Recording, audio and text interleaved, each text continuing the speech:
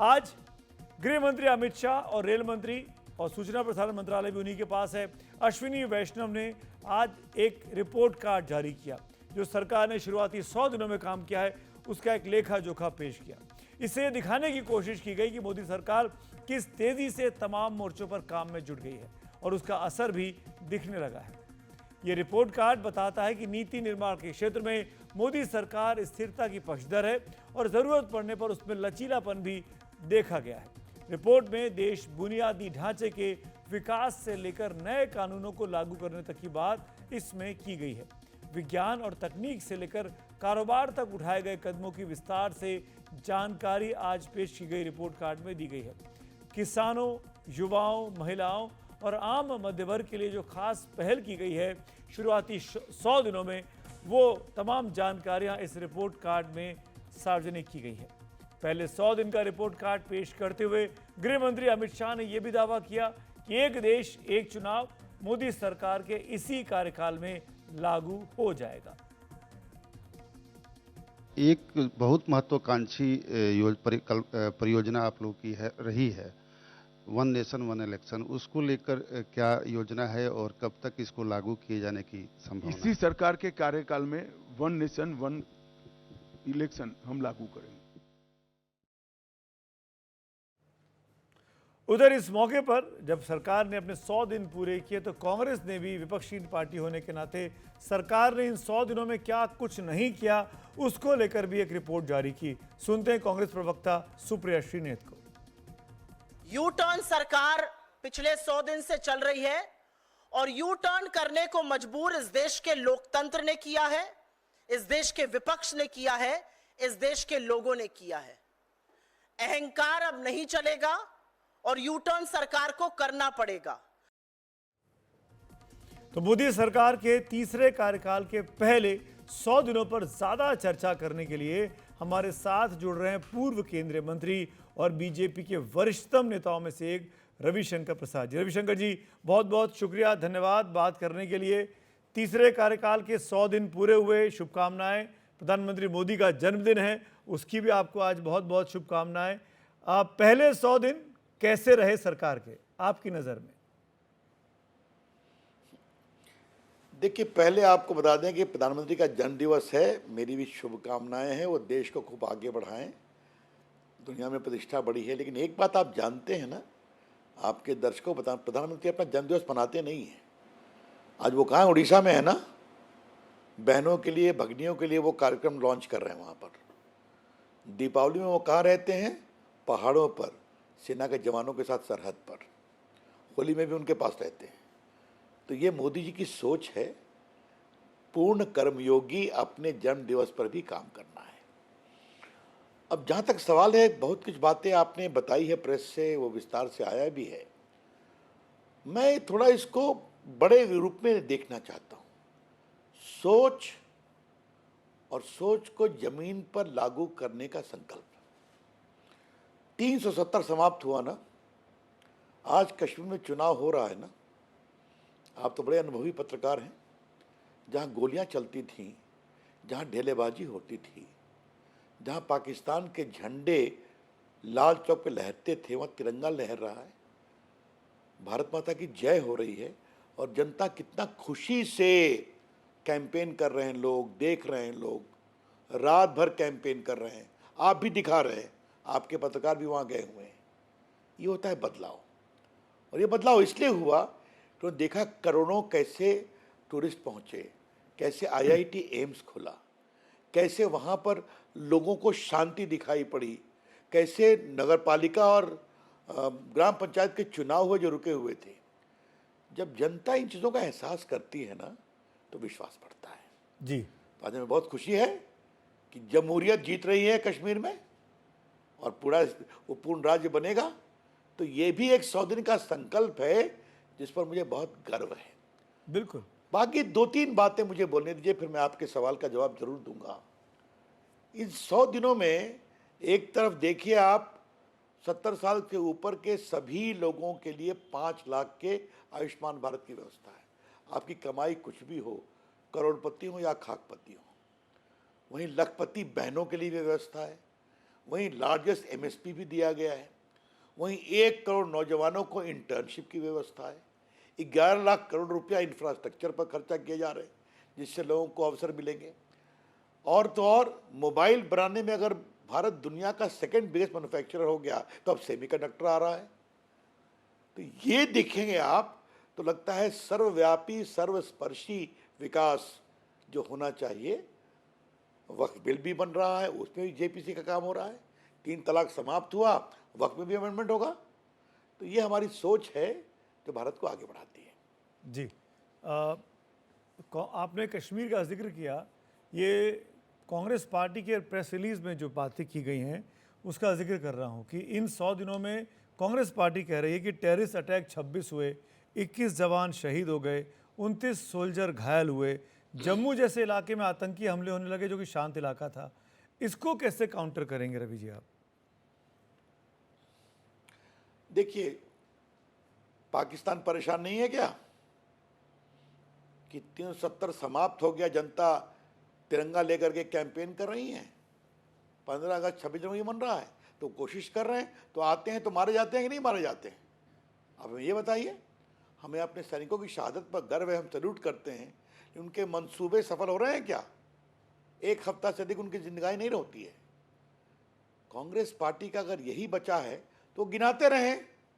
अब 25 साल उनके समय में कितनी लाशें गिरी मैं नहीं कहने वाला हूं, ये मेरी सोच कभी नहीं है। लेकिन कुछ लोग की सोच होती है कि खटाखट फटाफट हम करके दिखाएंगे, और अभी हिमाचल में तनख्वाह देने के लिए पैसे नहीं बच रहे हैं। ये भी सोच है। एक सोच है स्थायी काम करने की। अब कश्मीर में कहा है कि हम उसको चुनाव कराएंगे, तो चुनाव हो रहा है, वादा किया है पूर्ण राज का दर्जा देंगे, तो वो भी कर रहे हैं, करेंगे। पर रवि जी सोचने का तरीका है। और बीजेपी चुनाव नहीं लड़ रही है कश्मीर में, लोकसभा भी नहीं लड़ा, अभी विधानसभा में भी कश्मीर घाटी में बीजेपी नहीं के बराबर ही है, ये क्यों है? देखिए, पहली बात आप ये जान लीजिए कि हमने कभी नहीं कहा कि हम नहीं लड़ रहे हैं। अब हम इतने मुस्लिम लोगों को टिकट दिए हैं तो आप ये भी दिखाते हैं कि बीजेपी पहली बार दे रही है। देखिए, इसमें कोई छुपाने की जरूरत नहीं है कि कश्मीर में बीजेपी पारंपरिक रूप से कमजोर रही है। आज हम आगे बढ़ रहे हैं। आज गुजर बकलवार को राज्यसभा में नामांकन किया है कि नहीं किया है, आप मुझे बताइए। आज लोग हमारे पास आ रहे हैं। आज अनंतनाग में बीजेपी के उम्मीदवार लड़ रही कि नहीं लड़ रही है, आप हमें बताइए। तो ऐसा नहीं है, ये सोचना ठीक नहीं है। हमारी कोशिश है, और बाकी जम्मू में तो हम लोग पारंपरिक रूप से मजबूत रहे हैं और कसकर लड़ रहे हैं, तो ये सोच ठीक नहीं है। लेकिन एक बात, जब आपने बात कही है तो मुझे कांग्रेस पार्टी से पूछना पड़ेगा, 370 के बारे में आपकी सोच क्या है? आपके जो एलाइज हैं फारूक अब्दुल्ला और उमर अब्दुल्ला कह रहे हैं कि हम 370 को वापस लाएंगे। 370, फिर आपसे कहूँगा, संविधान आप समझते हैं, संविधान के संशोधन से हुआ है ना, उसके लिए 2/3 बहुमत जरूरी है ना दोनों सदनों में। तो आपके वहाँ 5 लोकसभा की सीट है, अगर पांचों ये जीत गए तो क्या तीर मार लेंगे? कांग्रेस पार्टी की सोच क्या है? उन्होंने अपने मैनिफेस्टो में कुछ नहीं कहा है, इसीलिए ये चुप्पी बहुत सवाल खड़े करती है। 370 इतिहास है, 370 कभी नहीं होगा। कश्मीर भारत का अंग है और रहेगा। रवि जी, पिछली बार पीडीपी के साथ अलायंस किया था आपने जम्मू कश्मीर में, क्या इस बार भी पोस्ट पोल सिनारियो में किसी कश्मीरी पार्टी, क्योंकि बहुत सारे इंडिपेंडेंट्स लड़ रहे हैं कश्मीर घाटी में, क्या उनके साथ कोई गठजोड़, कोई अलायंस होने की संभावना है भाजपा की? इसका तो कोई मतलब ही नहीं है। चुनाव के नतीजों का प्रतीक्षा करिए। इस पर टिप्पणी हमारे नेता लोग कर चुके हैं। लेकिन पीडीपी की जो आपने बात कही, थोड़ा उसको हम साफ करना चाहेंगे। वो जो सरकार बनी थी वो उमर अब्दुल्ला सरकार के खिलाफ मत था। हम जम्मू में जीते थे, पहाड़ों में मुफ्ती साहब जीते थे। तो या तो फिर हम जाते दोबारा चुनाव कराने, तो फिर कुछ मुद्दों को लेकर बातचीत हुई, फिर एक प्रोग्राम बना, हम उन्होंने काम किया, डिफरेंसेस बढ़े, वो हमारी बात नहीं मानती थी, हमने कहा नमस्ते। तो खुले तरीके से प्रोग्राम किया, रिश्ते बनाए और खुले तरीके से नमस्ते भी किया, भी आपने देखा होगा। तो देखिए, हम रिश्ते बनाते हैं ईमानदारी से, और जब रिश्ते नहीं निभ पाते हैं तो नमस्ते भी करते हैं बहुत मर्यादा के साथ। ये बीजेपी की सोच है। तो मैं ये मान लूं कि इस बार पीडीपी के साथ बीजेपी समझौता नहीं करेगी, ये क्लियर है। देखिए इस पर ये मैं इन हाइपोथेटिकल सवालों का क्या जवाब दूं? हमारे डिफरेंसेस बड़े बुनियादी हैं। हाँ, और अभी पीडीपी का क्या होगा, अब्दुल्ला परिवार का क्या होगा, डायनेस्टीज का क्या होगा, रुकिए, मैं कश्मीर को फॉलो करता हूँ। कश्मीर में बहुत नई नई हवा बह रही है। कश्मीर की खूबसूरत वादियों में उस ताजी हवा के जमहूरियत के झोंके को बहने दीजिए। आप रिजल्ट की प्रतीक्षा करिए। जी, 2014 282, 2019 303, 2024 240, तीनों बार सरकार चलाई सहयोगियों के साथ मिलकर। तीसरे टर्म में भी वही स्थिति है। मैं इस सवाल पे ये पूछना चाह रहा हूँ, क्या इस बार, क्योंकि 273 का आंकड़ा नहीं है भाजपा के पास, तो क्या ज़्यादा मुश्किलें आ रही हैं या ज़्यादा आसान है सहयोगियों को साथ लेके चलना? देखिए, पहली बात, अब तीसरी बार हम जीते हैं, और अगर माफ करिए हम बिहारी भाषा में थोड़ा बोले, जो टाएं टाएं करते हैं विपक्ष के लोग, वो 100 नहीं पहुंच पाए और सवाल हमसे करते हैं। तो दुनिया के अगर पूरे डेमोक्रेसी के इतिहास को देखिए तो तीसरे टर्म में इतनी पावरफुल विक्ट्री ये कम नहीं है। हाँ, हम 300 पार नहीं किए, सच्चाई है, उसे ईमानदारी से स्वीकार करते हैं। कुछ कमियां रही होगी उसको ठीक करेंगे। और जहाँ तक अलायंस का सवाल है, इसका उत्तर आपने स्वयं दे दिया। 14 में हमें पूर्ण बहुमत था, फिर भी हमने कहा नहीं, हम इंडिया को साथ लेकर चलेंगे। शिवसेना हो, उस समय आपके रामविलास जी की पार्टी हो या अकाली दल हो। 2019 में भी हम सबको साथ लेकर चले, जदयू हमारे साथ थे, उनको भी रखा। तो हम अपने एलाइज को कभी छोड़ते नहीं है, भले हमारी संख्या 300 के ऊपर हो। इस बार भी। और मोदी जी तो न दबाव में झुकते हैं न झुकेंगे। दोस्तों का सम्मान पूरा करते हैं, बातचीत भी पूरी करते हैं, लेकिन जो भी देश के विकास के लिए ज़रूरी है वो करते हैं और करते रहेंगे। और उनके एलाइज भी उनको सहयोग करते हैं, चाहे वो नीतीश जी हों या चंद्रबाबू नायडू हों, अनुभवी नेता हैं, विकास को भी समझते हैं। रवि जी, दो और इशू हैं, छोटी छोटी बात करूंगा मैं आपसे। आपने अलाइज की बात की, आपके अलाइज ने जातीय जनगणना के लिए आवाज़ उठाई है। नीतीश जी ने भी, चिराग पासवान ने भी, चंद्रबाबू नायडू जी ने भी। क्या जातीय जनगणना कराने पर ये एनडीए सरकार विचार कर रही है? क्या हो सकती है जातीय जनगणना? देखिए, ये नीतिगत मामला है। एक और सोच संघ की भी आई है। जातीय जनगणना सिर्फ जाति के लिए नहीं हो, जातीय जनगणना की सोच ये हो कि जो विकास में छूट गए हैं उनके पास हम पहुँचें। तो अगर विकास के लिए सेंसस होता है तो अपने आप में उसको परेशानी नहीं होनी चाहिए।